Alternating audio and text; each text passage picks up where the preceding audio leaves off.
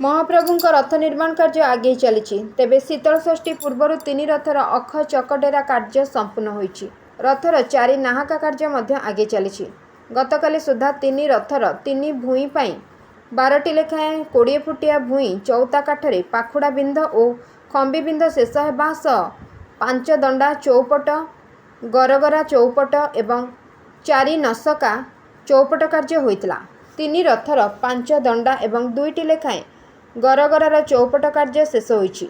3 rather 5 दंडा चौपट कार्य शेष होगा पर दंडागुड़िकर उभय पार्श्व मुहाट संजोग पर साल कार्य शेष होइछि। 3 रथर 5 दंडार मुहाटी संजोग हब। 3 रथर 2टी लेखाएं गरगरार चौपट कार्य शेष होई गरगरार उभय बिंध कार्य आरंभ होइछि।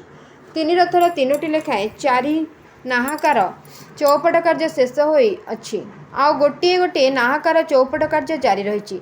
चौपट शेष होइतिबा नाहाकार 8 कोणी अंश मारा कार्य जारी रही। 3 रथर 33 गोटी कोणगुजर 2-2टी कोणगुज को छाड़देले प्राय समस्त कोणगुजरे सिंह विरल रूप खोदे शेष होई पॉलिश कार्य शेष पर्यायर पहुंची। एथिसह 3 रथर रूपकार सेवक माने 3 रथर बेदी सिंहासन मुहाटी चित्र खोदे से पूर्ण कुंभ कुंभ दुई पार्श्व मत्स्य मयूर एवं डाली लता चित्र अंकन पर 3 सिंहासन मुहाटी खोदे कार्य आरंभ होइछि।